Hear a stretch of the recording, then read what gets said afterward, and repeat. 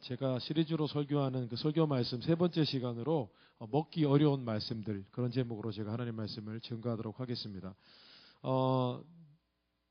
사도행전 20장 20절 말씀은 사도 바울의 고백입니다. 그 에베소 교회의 지도자들에게 했던 고백 가운데 한 부분인데요. 그 내용이 그렇습니다. 내가 하나님 말씀을 전할 때 유익한 말씀, 사람에게 도움이 되고 신앙적으로 도움이 되는 말씀이라면 내가 무슨 말씀이든지 다 전했다. 그렇게 증거하는 말씀이에요. 오늘 본문 말씀처럼 사도 바울은 정말 복음을 전할 때 사람들에게 하나님 말씀을 가르칠 때에 듣기 좋은 말씀은 하지 않았어요. 그 하나님의 말씀이 좀 듣기 부담스럽고 순종하기 어려운 말씀이라도 그것이 정말 신앙적으로 유익하다면, 도움이 된다면 그 말씀이 그 사람으로 하여금 뭔가 조금 불편하게 한다 할지라도 다 하나님 말씀을 전했습니다. 여러분, 설교자는 정말 하나님의 말씀이라면, 그것이 영적으로 유익하다면 그 말씀을 전해야 합니다. 심지어 그 말씀이 어떤 죄를 지적하는 말씀이라 할지라도 그 말씀을 전해야 됩니다. 또 어떤 말씀은 계속 들으면 좀 부담스럽고 왜 꼭 그렇게 해야 되나 생각이 들어도 그 말씀을 전해야 됩니다. 왜냐하면 하나님 말씀은요, 영혼을 살리는 양식이 되기 때문입니다. 여러분 믿으십니까? 하나님 말씀은 영혼의 양식입니다. 영적인 양식입니다. 실제로 믿는 자가 말씀을 먹어야 신앙적으로 변화와 성장을 거듭합니다. 삶의 열매를 맺게 되어 있습니다.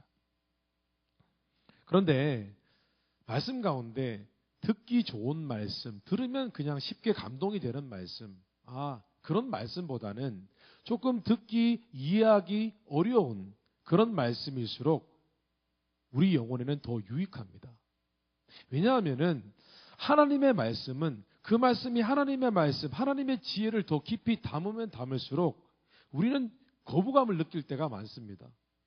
왜냐하면 우리는 여전히 세상적이고 육적이고 하나님의 말씀은 영적이기 때문에 우리가 하나님 말씀을 좀 더 퓨어한 말씀을 듣게 되어지면 우리의 삶과 다르기 때문에 불편함을 느끼기 마련이라는 것입니다. 그런데 그 말씀을 우리가 받아들이고 더 순종하려고 노력하면 우리 삶의 축복이 되어진다는 것입니다. 그래서 오늘은 지지난주와 지지지난주에 이어서 제가 또 그 하나님 말씀, 듣기 어려운 말씀이지만 우리에게 축복이 되어지는 말씀의 주제, 그 주제 가운데 7가지 중에서 5번째, 6번째를 좀 여러분들과 나누려고 합니다. 나머지 한 가지는 다음 주에 제가 여러분들과 함께 나누도록 하겠습니다. 첫째로, 우리가 이해하기 때로는 어렵지만 잘 이해하고 순종하고 또 그렇게 하게 되어지면은 우리에게 축복이 되는 그런 하나님의 말씀의 주제 한 가지는 바로 기도라는 주제입니다. 기도예요.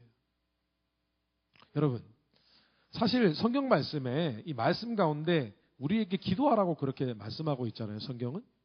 그런데 이 기도만큼이나 쉬운 것도 없지만 또 가만히 따지고 보면 기도만큼이나 어려운 것도 없어요.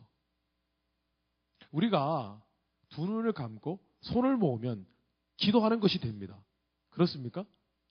그런데 기도의 방법과 기도의 내용을 좀 더 깊이 있게 우리가 묵상해 보면은, 성경 말씀을 이렇게 묵상해 보면은 기도가 상당히 어렵고 방대하다는 것을, 그 내용이 어렵다는 것을 우리가 깨닫게 되어집니다.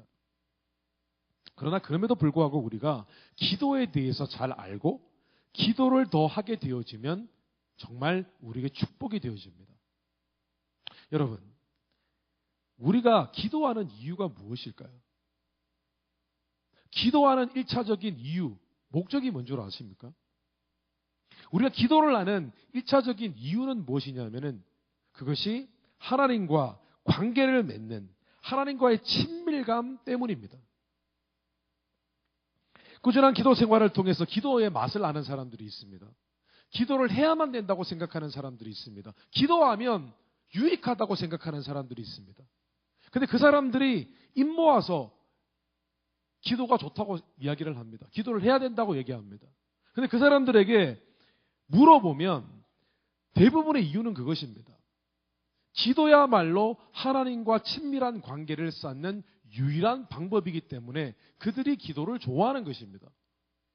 여러분, 기도를 통해서 하나님을 만나거나 기도를 통해서 은혜 체험을 한 사람들에게 한번 물어보십시오. 왜 기도하는지.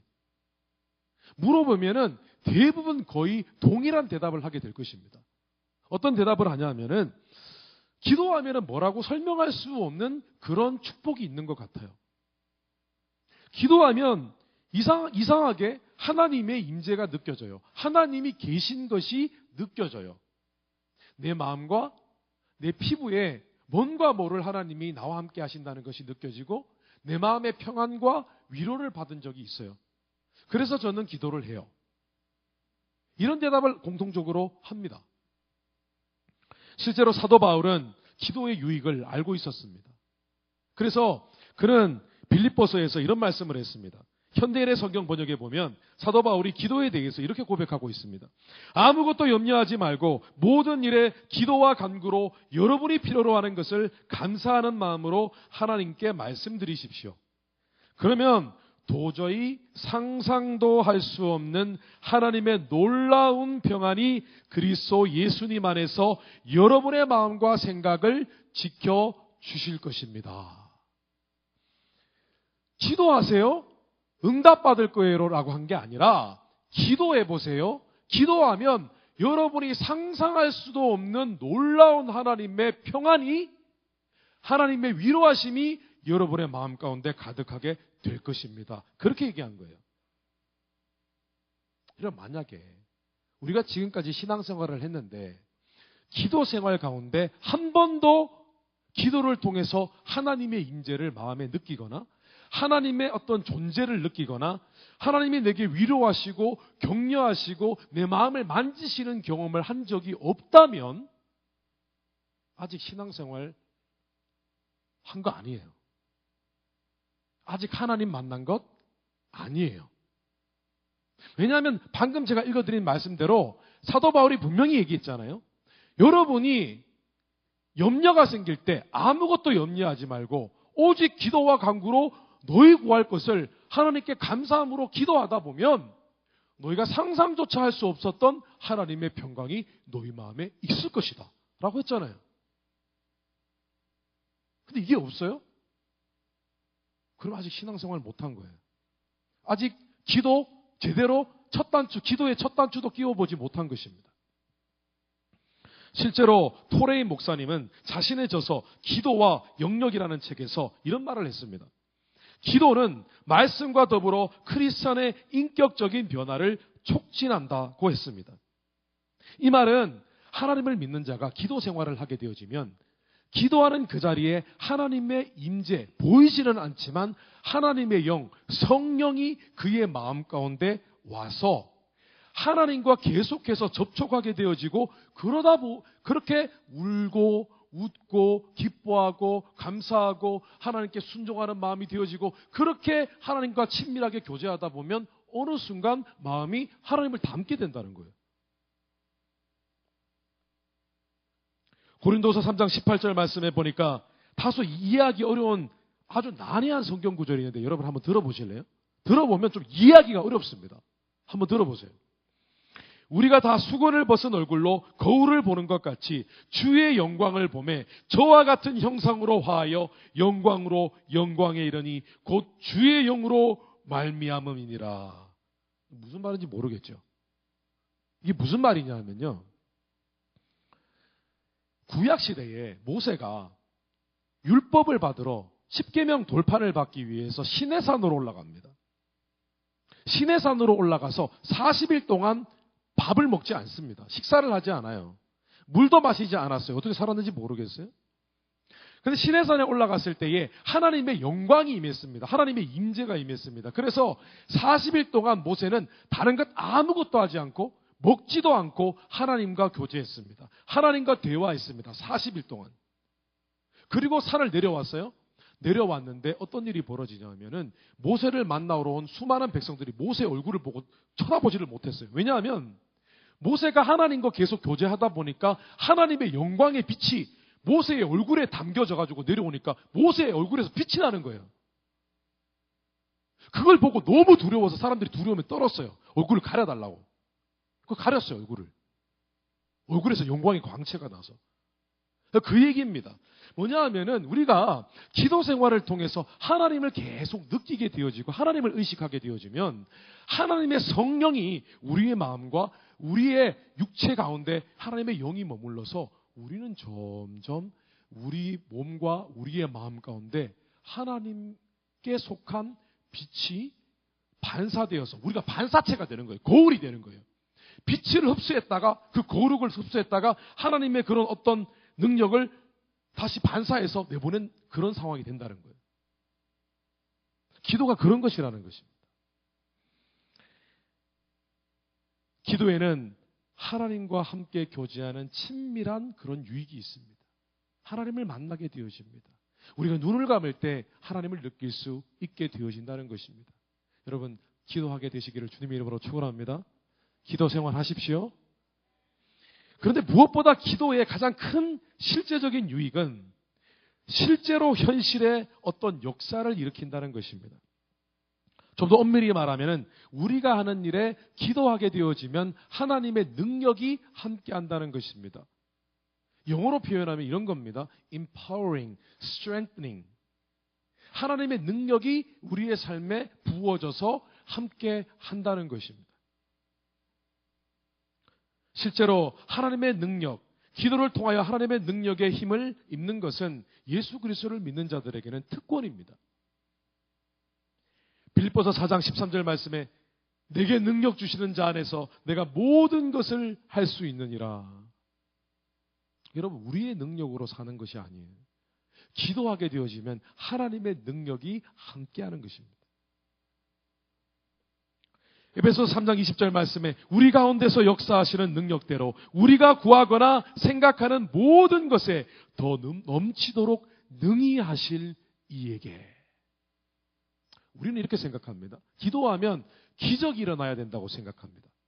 갑자기 없던 것이 빡 생겨야 된다고 생각합니다. 그러나 성경이 말씀하는 기도의 응답이라는 것은 그런 것이 아니라 우리가 우리의 힘과 능력으로 살아갑니다. 보통. 그러나 기도를 하게 되어지면은 하나님의 능력이 우리의 능력 위에 덮여져서 그 일을 하게 되어진다는 것입니다. 여러분, 사람의 능력으로 살아갈 때 성공할 수 있는데 하나님의 능력으로 함께하면 어떤 일이 벌어지겠습니까? 어떤 고난도 이기지 않겠습니까? 우리의 마음에 부어주시는 능력, 우리의 삶 가운데, 환경 가운데 함께 하시는 그 능력이 기도를 통해서 흘러나온다는 것입니다. 아멘? 많은 크리스찬들이요, 이런 의구심을 갖게 될 것입니다. 여러분, 신앙생활할 때 솔직하셔야 됩니다. 나의 삶에 정말 하나님의 능력이 함께 하시는가? 그 부분에 대해서 솔직하셔야 합니다. 많은 분들이 이런 의구심을 가진다고 생각합니다. 만약에 그들이 정말 솔직한 크리스찬들이라면 왜 나의 신앙생활은 이렇게도 발전이 없는가? 왜 나는 끊고 싶은 죄에 있는데 그 죄를 끊어내지 못하는가? 왜 나는 전도하고 싶은데 용기가 없는가? 왜 나는 이렇게 모난 성품이 많은데, 거친 성품, 잘못된 성품이 많은데 왜 나의 성격은 고쳐지지 않는 걸까? 왜 나는 하나님을 닮지 못하는 걸까? 왜 나는 하나님을 믿는데 내 삶은 전혀 나아지지 않는가? 여러분, 그런 질문 해보셔야 됩니다. 내 삶에 예수 믿는데 나아지는 게 없다면 여러분, 그런 질문 해보셔야 됩니다. 그런데 성경은 이 수많은 하나님의 능력이 없는 우리의 삶, 후회스러운 삶, 좀 변화되었으면 좋을 법한 그런 삶들, 그런 삶을 살 수 있는 비결에 대해서 이렇게 정답을 말하고 있습니다. 야고보서 4장 2절 말씀에 너희가 얻지 못하면 구하지 아니함이요. 뭐라고요? 너희가 하나님의 능력을 받지 못하는 것은 뭐 때문이라고요? 구하지 아니함이요. 여러분, 갈수록 기독교의 분위기는 기도를 하지 않는 분위기가 되어갑니다. 갈수록 기도의 모임에 사람들이 모여드는 숫자가 줄어들고 있습니다. 실제로 저는 오늘날 교회에 가장 큰 문제가 무엇이냐면은 말은 스스로 크리스천이라고 얘기하지만은 기도의 능력에 관해서는 믿지 않는 사람들이 너무나 많다는 것입니다. 기도의 능력을 이론상으로도 믿지 않는 사람들이 많습니다. 이론적으로도요. 여러분 적어도 우리가 크리스천이라면은 기도의 능력에 대해서 이론상으로도 믿어야 되지 않겠습니까? 내가 직접 그런 걸 그렇게 크게 체험하지 못했다 할지라도 이론적으로는 성경 말씀이 그렇게 얘기하고 있기 때문에 그래 기도하면 뭔가 일이 생기긴 하겠지. 이렇게 믿어야 되는데 그렇지 않다는 것입니다. 그 증거가 무엇이냐면은 만약에 이론상으로도 기도의 능력을 믿는다면 기도하는 자리가 미어 터져야 되지 않겠습니까? 기도하러 모이자 그러면 그 자리가 사람으로 넘쳐나야 되지 않겠습니까? 그런데 기도하자고 말하면 모이지 않습니다, 사람들이. 왜냐? 이론적으로도 기도의 능력을 믿지 않기 때문입니다. 실제로 우리 중 대부분의 사람들은요, 기도하면 어떤 하나님의 역사가 이루어진다는 것을 믿기보다는 그저 심리적인 효과만 있다고 생각하는 분들이 굉장히 많이 있습니다. 여러분 그렇지 않아요? 기도하면 뭔가 조금 감동도 되어지는 것 같고 뭔가 좀 일이 좀 잘 되어지는 것 같고 그래서 좀 유익한 건 아닌가? 이렇게 생각하는 분들 의외로 많이 있습니다. 그렇지 않습니다. 기도에는 하나님의 능력이 함께 하는 것입니다. 기도는 환경을 바꾸고 사람의 마음도 바꿉니다. 심지어 예수님을 믿지 않는 자들까지 그들의 마음을 돌이키는 능력이 있는 것입니다. 유명한 D.L. 무디 목사님이 있습니다. D.L. 무디 목사님이 시카고에서 집회를 할 무렵에 한 청년이 찾아왔습니다. 사람들이 많이 모였습니다. 수천 명이 모였습니다. 그 자리에 어떤 청년이 술병을 들고 그 집회에 찾아왔습니다. 그 청년이 전부 다 설교 말씀을 듣고 있는데 앞으로 나와가지고 술병을 들고 사람들에게 술을 권했습니다. 그리고 이런 역사하지도 않는 하나님 믿지 말자고 막 얘기를 했습니다. 그 사람들이 좀 죄송하지만 좀 나가주세요. 부탁을 하고.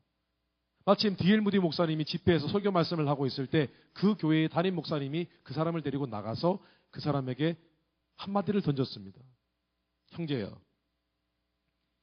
정말 당신의 영혼의 가치를 당신이 안다면 당신은 놀랍게 변화될 것입니다. 라고 했습니다. 그 사람이 이제 집으로 돌아갔습니다. 술병을 가지고 집으로 돌아갔어요. 돌아갔는데 갑자기 그 목사님이 했던 말이 마음에 계속 부딪혔습니다. 그리고 예전에 어머니가 자기에게 들려준 로마서 4장 3절, 5절 말씀, 그 말씀이 떠올랐습니다. 그 말씀은 이런 말씀입니다. 이를 아니할지라도 경건치 아니한 자를 의롭다 하시는 이를 믿는 자에게는 그의 믿음을 의로 여기시나니.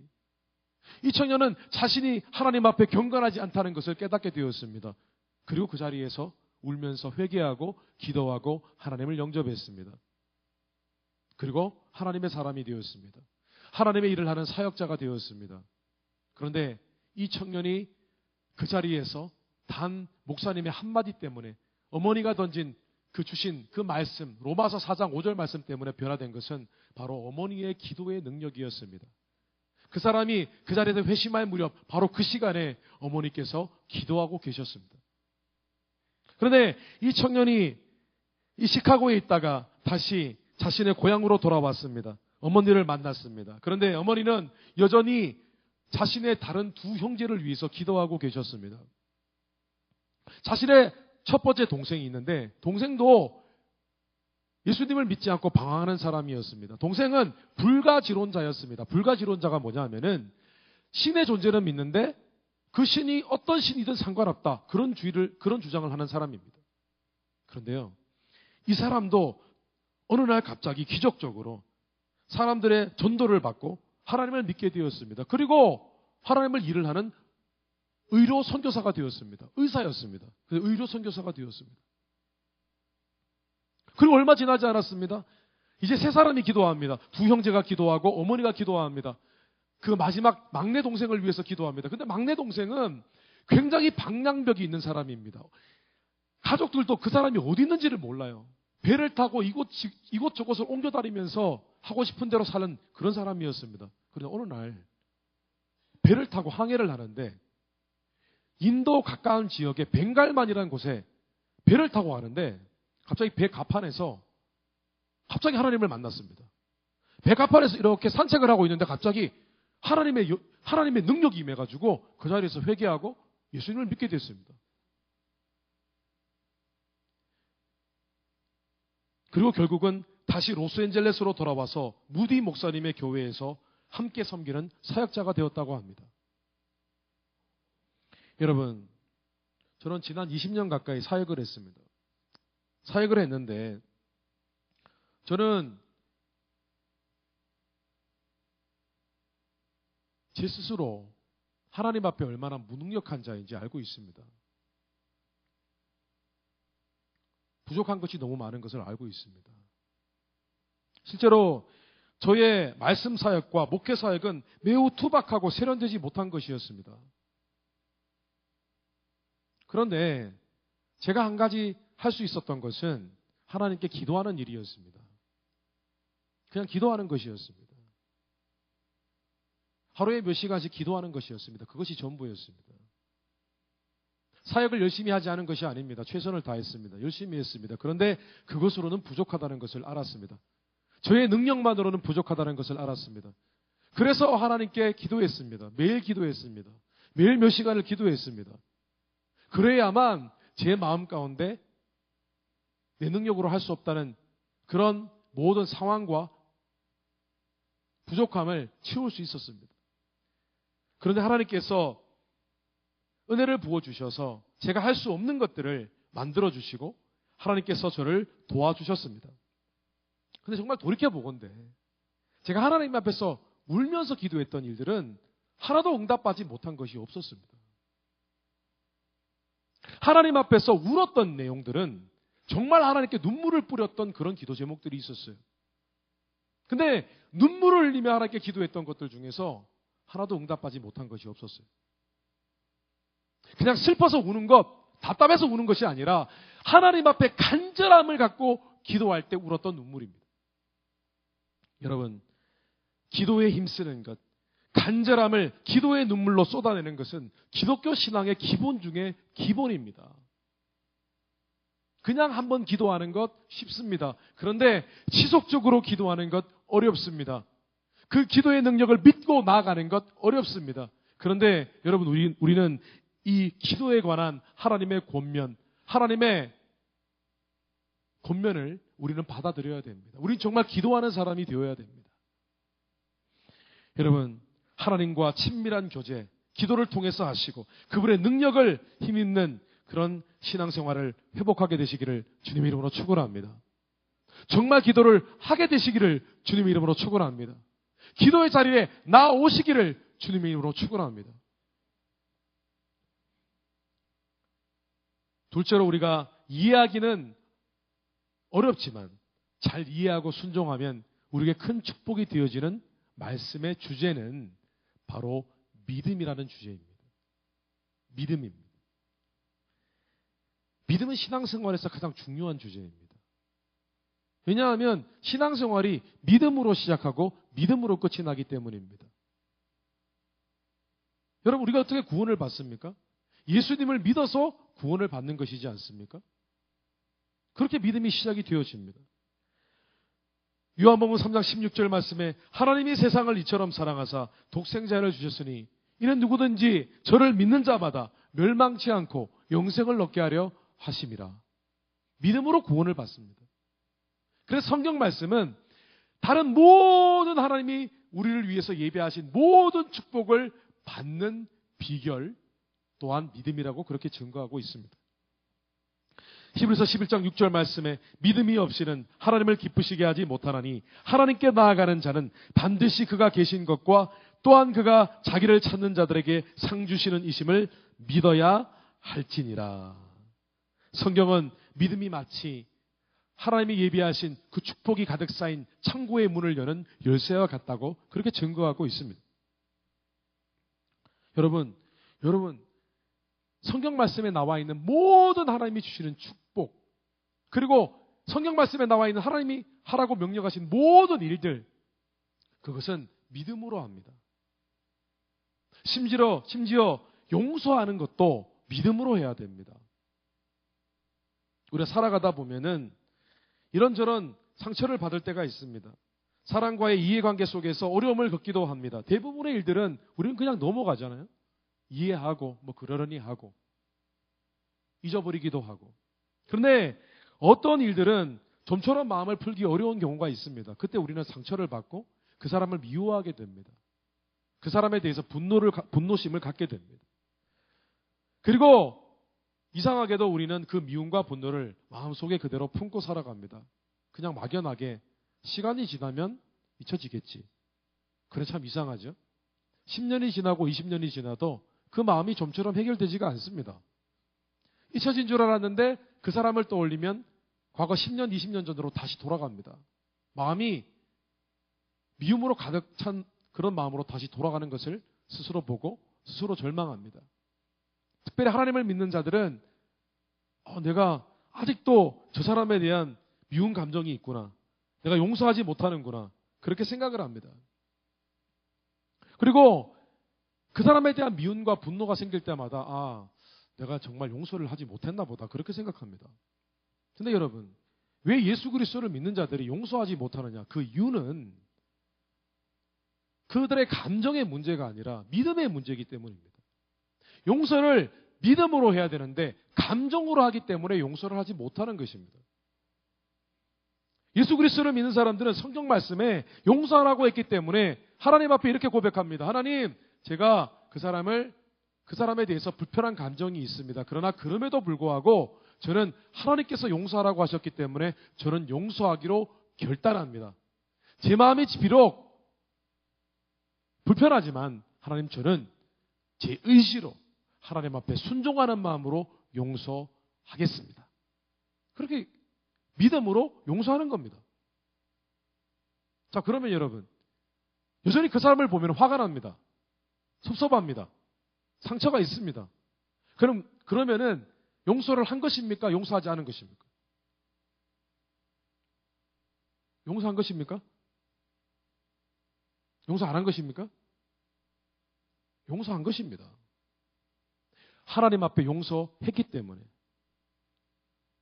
감정은 그대로 남아 있습니다. 그런데 용서한 것입니다. 우리는 그때 이렇게 고백하면 됩니다. 하나님, 저는 저 사람을 용서했고 저 사람을 축복합니다. 제 마음에 불편한 감정은 과거의 기억에서 비록된 것이지 저의 의지는 아닙니다. 라고 선포하면 어느 순간 하나님께서 우리 마음 가운데 용서할 수 있는 감정까지도 축복해 주시는 겁니다. 여러분, 용서도 믿음으로 합니다. 성경에 나와 있는 모든 하나님의 은혜와 축복은요, 믿음으로 받아요. 믿음으로.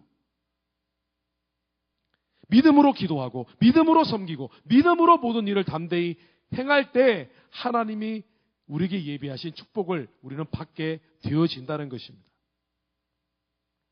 그런데 우리는요, 너무나 자주 믿음이 없다고 하나님 앞에 하소연을 합니다. 하나님, 저 믿음 없어요. 안 믿겨져요. 그렇게 될 거라는 것이 이해가 되지 않아요. 그래서 하나님, 항상 마음이 힘들어요. 그렇게 고백을 합니다. 근데 여러분, 성경은 우리에게 너희들에게 믿음이 있다고 얘기합니다. 너희가 예수 그리스도를 믿고 구원자로 영접을 하였으면 너희에게는 믿음이 분명히 있다고 그렇게 증거합니다. 로마서 12장 3절 말씀에 보니까 이런 말씀이 있습니다. 내게 주신 은혜로 말미암아 너희 각 사람에게 말하노니 마땅히 생각할 그 이상의 생각을 품지 말고 오직 하나님께서 각 사람에게 나누어 주신 믿음의 분량대로 지혜롭게 행하라. 여러분, 하나님은요, 우리가 지금 하나님을 믿게 된 것은 우리의 의지로 믿게 된 것이 아니라, 만약에 여러분들이 하나님을 정말 믿게 되었다면 여러분 마음에 있는 그 믿음은 하나님이 여러분에게 선물로 주신 믿음이에요. 그냥 생긴 믿음이 아니라 하나님이 여러분의 마음을 감동시켜 주셨기 때문에 하나님이 살아계신 것이 믿어지고 예수님이 여러분의 구원자가 되신 것이 믿어지게 된 것입니다. 아멘입니까? 여러분에게 믿음이 있는 거예요. 중요한 것은 여러분이 믿음을 사용하는가, 사용하지 않는가가 중요한 거예요. 여러분, 예수 믿는 사람들은요, 믿음에 관해서 해야 될 일이 있습니다. 그 중에 두 가지 중에 한 가지는 뭐냐 하면은 바로 우리 안에 있는 믿음을 사용하는 것입니다. 믿음을 사용한다는 것은 어떤 의미냐면요, 어떤 일이 있습니다. 하나님께 기도합니다. 그런데 그 일들을 놓고 그냥 시간이 흘러가는 대로 그냥 사는 게 아니라, 되는 대로 사는 게 아니라 그 일에 대해서 내 마음에 믿음의 생각을 품는 겁니다. 아, 하나님이 축복해 주셔. 이 일 가운데 하나님이 함께 하셔. 라는 믿음을 부여하는 겁니다. 믿음의 생각을 하는 겁니다. 믿음의 생각을 품고 모든 일들을 해나가는 겁니다. 여러분, 그렇게 사세요? 여러분, 성경 말씀 믿음 수없이 많이 들었지만 정말 여러분은 살아가면서 모든 일에 여러분 안에 있는 예수님을 믿던 그 믿음을 사용하고 계세요? 믿음은요, 사용하는 겁니다. 믿음을 거기에 부여하는 거예요. 여러분이 공부하는 것이나 사업하는 것이나 무슨 일이든지 간에 그곳에 여러분의 믿음의 마음을 부여하는 겁니다. 믿음의 생각을 마음에 창조하고 그 믿음의 생각을 붙들고 그 믿음의 생각을 입으로 고백하는 겁니다. 그것이 바로 믿음의 기도예요. 그럴 때에 하나님께서 역사하신다는 겁니다. 로마서 10장 9절 10절 말씀에 이런 말씀이 있습니다. 내가 만일 내 입으로 예수를 주로 시인하며 또 하나님께서 그를 죽은 자 가운데서 살리신 것을 내 마음에 믿으면 구원을 받으리라. 사람이 마음으로 믿어 의에 이르고 입으로 시인하여 구원에 이르느니라. 구원받는 방법이요, 마음으로 믿어 의에 이르고 입으로 시인하면 구원에 이르느니라 했습니다. 이것이 믿음을 사용하는 방법이에요. 무슨 일을 하든지 간에 마음으로 믿음의 생각을 품는 겁니다. 그리고 그 믿음을 입술로 하나님 앞에 고백하는 것입니다.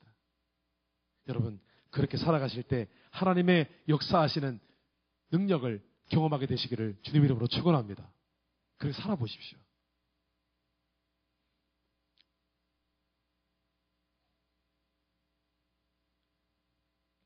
특별히 이제부터 여러분, 한 가지 기도 제목부터 시작하십시다. 한 가지 기도 제목. 여러분, 정말 여러분 하나님 앞에 하고자 하는 기도 제목 있으세요? 근데 믿음을 사용하셨나요? 그 기도 제목에 대해서 믿음의 생각을 한번 품어보십시오. 그리고 그것을 위에 기도해 보십시오. 마음에 조금의 불신의 마음도 생각하지 않고 계속 그것을 놓고 믿음으로 기도해 보십시오. 그래서 여러분의 믿음을 도하는 그런, 믿음과 함께하는 그런 삶을 여러분 실제로 살아보게 되시기를 주님 이름으로 축원합니다. 그리고 둘째로 우리는 우리의 믿음을 지속적으로 자라나도록 양육해야 합니다. 우리의 믿음이 어떻게 자라날 수 있을까요?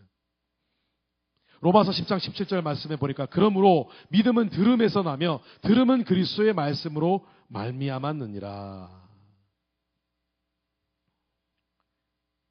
사람들은 나는 믿습니다 라고 하면 믿음이 생기는 줄 압니다. 하나님, 제게 믿음을 주세요 라고 기도하면 믿음이 생긴다고 생각합니다. 아니요. 성경은 예수 그리스도를 믿고 모든 상황 가운데 하나님의 능력을 끌어오는 그 믿음이 더 자라기 위해서는 하나님의 말씀을 들어야 된다고 증거하고 있습니다. 우리는 하나님의 말씀을 듣고 은혜를 받아야 합니다. 하나님의 말씀으로 우리의 마음을 다져야 됩니다. 하나님의 말씀으로 우리는 양육받아야 됩니다. 그래야 우리의 마음속에 있는 그 믿음이 점점 자라게 되어집니다.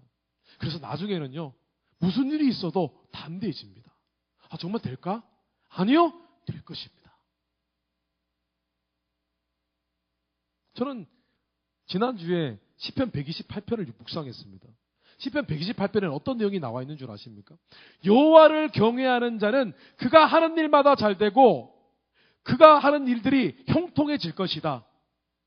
그의 아내는 포도나무 같이 될 것이요 그의 자녀는 감람나무, 올리브나무처럼 될 것이다. 그런 말씀이 있습니다. 갑자기 마음에 제 인생 가운데 불안함이 찾아왔어요. 그때 제가 어떻게 했는 줄 아십니까? 128편을 묵상하면서 하나님께 이렇게 기도했습니다. 하나님, 시편 128편 말씀에 하나님을 경외하는 자는 형통하다고 했습니다.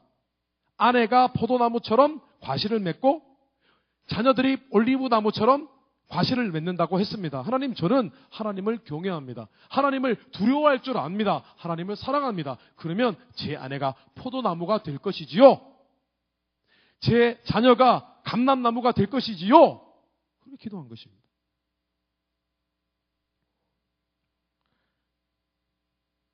여러분, 영국에 브리스톨이라는 지방에 고아원을 설립한 유명한 기도의 사람이 있습니다. 바로 조지 뮬러입니다. 근데 조지 뮬러 목사님이요, 고아원을 설립하고 거의 2,500명이나 되는 고아들을 돌보았습니다.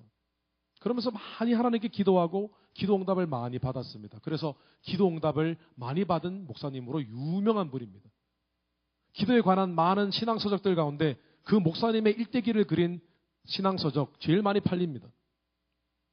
근데 이 조지 뮬러 목사님이 기도의 사람이라는 것은 많은 사람들이 알지만은 그분이 믿음의 사람이라는 것을 아는 사람은 별로 많지 않습니다.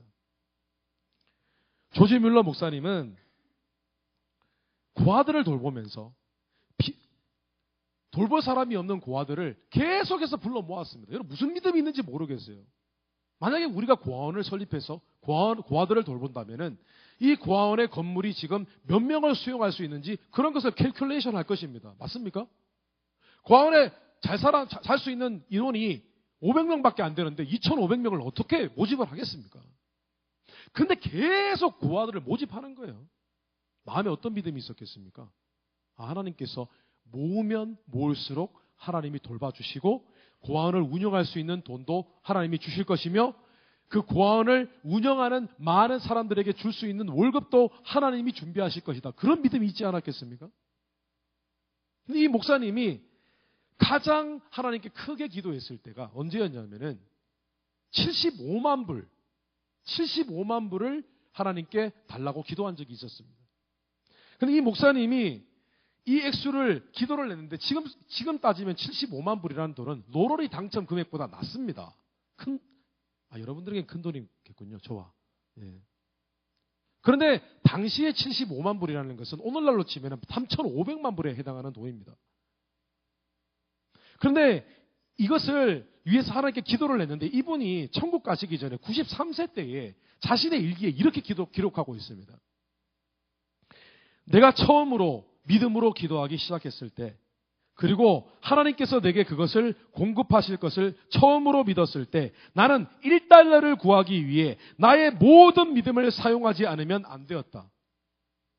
처음에 그분이요, 고아를 설립할 때, 고아가 처음에 몇십 명 모였을 때 하나님께 뭘 위해 기도했냐면 1달러를 위해서 기도했다는 거예요. 1달러. 1달러를 위해서 기도를 하는데 하나님 앞에 1달러를 주실 것에 대해서 확실히 믿는 그 믿음을 갖기 위해서 자신의 마음을 믿음의 마음으로 만들기 위해서 최선을 다했다는 거예요. 자기는. 하나님 1달러 주시는 줄 믿습니다. 자신의 믿음을 사용했다는 거예요. 1달러를 위해서. 그런데 이렇게 고백합니다. 그분이. 그러나 매일 그런 식으로 나의 믿음을 자라나게 하고 단련하여서 50년이 지난 지금에는 마치 50년 전 1달러를 믿음으로 구했던 것처럼 이제는 고아들을 위해서 100만 달러를 위해서 기도할 수 있는 믿음이 생겼다. 이렇게 얘기했습니다. 여러분, 우리 믿음 자주 얘기합니다. 하나님 믿음을 가져야지. 믿음이 필요하지. 믿음으로 기도해야지 라고 하면서 정말 여러분은 여러분의 믿음이 정말 예수 그리스도를 믿을 뿐만 아니라 하나님이 나를 위해서 하실 그 모든 일에 대해서 믿기 위하여 여러분의 믿음을 사용하고 계십니까? 여러분의 믿음을 더욱더 자라나게 하기 위해서 말씀을 묵상하고 계시느냐고요. 하나님을 정말 신뢰하며 이 땅을 살아가기 위해서 하나님 믿습니다. 믿음의 고백을 하고 계십니까? 기도와 이 믿음은요, 신앙의 기초입니다. 근데 우리가 발전해야 될 부분이 무궁무진합니다. 믿음이 너무 없어요. 보스워드라는 목사님은 이렇게 말했습니다. 대부분의 크리스찬들이 자기 몸을 위해서는 하루 3끼, 4끼도 마다하지 않지만, 여러분 중에 혹시 4끼 드시는 분 계십니까? 하루에? 그런 분 있더라고요. 4번 드시는 분들 있더라고요. 하루에 4끼, 3끼도 마다하지 않지만 자신의 영혼을 위해서, 자신의 믿음을 위해서는 일주일에 한 번도 그것을 위해서 먹지 않는다. 뭘요? 하나님의 말씀을. 그것도 스낵 정도의 말씀만 먹는다. 그래서 그들이 자신의 믿음 없음에 대해서 안타까워하지만 사실 그들에게 믿음이 약한 것은 하나도 이상한 일이 아니다. 나는 왜 이렇게 믿음이 없을까? 왜 항상 나는 불안해할까? 미래에 대해서. 나는 왜 이렇게 두려워할까? 말씀 안 읽으니까요. 믿음을 사용하지 않기 때문에. 믿음을 자라나게 하려고 노력하는 신앙생활을 하지 않기 때문에 믿음이 없는 거예요. 믿음이 없으니까 기도가 안 되고, 기도를 안 하니까 역사는 없고, 그렇게 되어지는 것입니다. 여러분, 하나님의 말씀으로 여러분의 자신의 믿음을 양육하십시오. 정말 하나님 생각하면 마음이 늘상 담대해지는 그런 믿음의 사람으로 자라가게 되시기를 주님의 이름으로 축원합니다. Ever increasing faith. 계속해서 자라나는 증가하는 믿음. 여러분, 그런 믿음으로, 그런 믿음의 사람이 되시기를 다시 한번 주님의 이름으로 축원합니다. 말씀을 정리하겠습니다.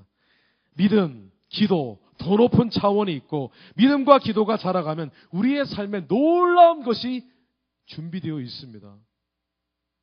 그런데 믿음을 가지십시오. 믿음을 자라게 하시는 신앙생활 하십시오. 기도하십시오. 기도의 자리로 나아오십시오. 라고 얘기하면 우리에게는 너무 어렵습니다. 우리에게는 너무 이해하기 어렵습니다. 순종하기 쉽지 않습니다. 꼭 그렇게 해야 되는가? 여러분,